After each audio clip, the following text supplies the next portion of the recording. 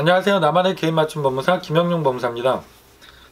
이번 시간에는 개인 파산 신청하시면 우리가 조사를 받으면서 항상 문제가 되는 것이 면책 불허가 사유가 없는지 이 부분을 파산 관리인 조사 절차에서 검토를 받으시게 되는데, 실무상에서 종종 발생할 수 있는 부분 중에 한 가지, 내가 타인 명의로 사업을 계속하는 경우에 면책 불허가 사유가 될 수 있다는 부분에 대해서 설명을 드리도록 하겠습니다.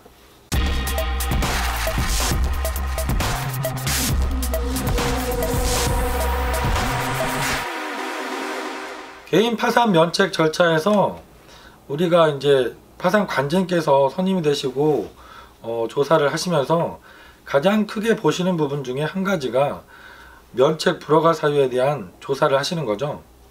우리가 이제 면책이라는 것은 경제적으로 어려움에 처해 있지만 이분이 지급불능 상태에 이른 경위가 도박이나 낭비에 사용한 돈으로 생긴 것이 아니어야 되고요. 재산을 은닉해서도 안 되고, 현재 소득 상황에 대해서 허위 진술을 하거나 허위 자료를 제출해서도 안 됩니다. 특히 많이 문제가 되는 부분이 이 법원에 허위 자료를 제출하거나 허위 진술을 하는 경우에 문제가 될 수가 있는데요. 그 중에 한 가지가 원래 내 명의로 개인 사업을 하시든 법인을 운영하시든 이게 사업을 하시던 사장님들이 운영하시던 사업이 어려워지시면 그 사업을 폐업을 하는 절차를 거치게 되시죠. 근데 당장 사업을 하시던 분이니까 직장에 취업을 하시는 것도 쉽지가 않으시고, 그러다 보니까 종전 해왔던 그 업을 계속하는 게 내 생계를 유지를 위해서 가장 좋은 방법이 될 수는 있습니다. 그런데 이제 가끔 상담 전화가 오시면 이렇게 물어보시는 분들도 가끔 있으세요. 법무사님, 내가 지금 사업을 운영하다가 이렇게 어려워졌는데 세금도 많이 체납이 되어 있고 금융기관 채무도 너무 많아서 더 이상은 운영이 힘들 것 같다. 만약에 내가 내 사업을 폐업을 하고 친인척 명의로, 다른 사람 명의로 사업을 운영하면서 진행하는 것은 가능하냐, 이렇게 물어보시는 경우가 아주 가끔 있습니다. 하지만 이것은 당연히 면책 불허가 사유에 해당이 됩니다. 법률 규정은 채무자 회생 및 파산에 관한 법률 564조 1항 3호 규정에 해당이 될 수가 있죠. 이 규정은 법원에 허위 자료를 제출하거나 허위 진술을 하는 경우에 면책 불허가를 하도록 되어 있는 규정입니다. 우리가 파산 및 면책 신청서 양식들을 보면 그 중에 진술서라는 부분이 있습니다. 그리고 수입 및 지출에 관한 목록이라는 서류도 있습니다. 여기에 보면 현재 내가 어떤 일을 하면서 어떤 정도의 소득이 있는지 내 수입 상황도 밝히게 되어 있습니다. 그런데 이 부분에 대한 허위 자료 제출이 되는 거고 허위 진술이 되는 거죠.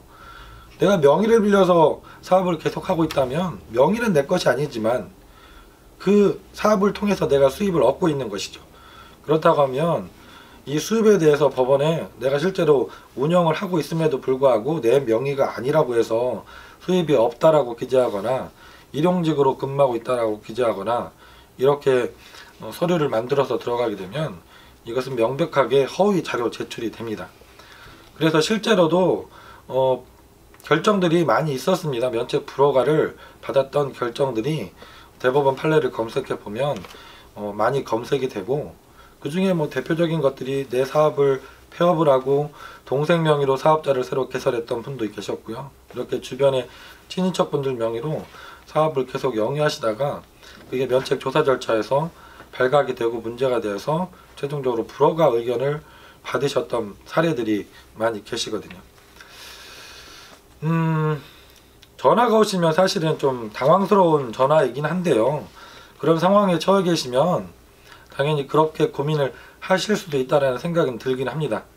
하지만 우리가 개인 파산 면책 제도라는 것은 내가 정말로 성실하게 살았지만 부득이하게 어려운 사정에 처해서 경제적으로 갱생을 하기 위해서 내가 신청을 하는 제도입니다. 그렇다고 하면 법원에도 내 있는 그대로를 사실대로 다 보고를 하고 자료를 제출하고 진술을 해서 면책을 받는 것이 중요합니다. 면책을 받고 나서는 당연히 내 이름으로 사업을 다시 하시는 것도 가능하시고요.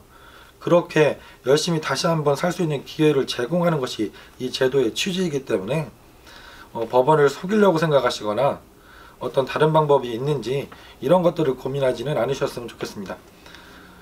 오늘은 면책 불허가 사유 중에서 사업을 운영하시다가 폐업하시는 사장님들이 타인 명의로 사업을 계속하면서 운영하시게 되면 당연히 면책 불허가를 받으실 수 있다는 부분에 대해서 설명을 드렸습니다. 김영룡 법무사였습니다. 감사합니다.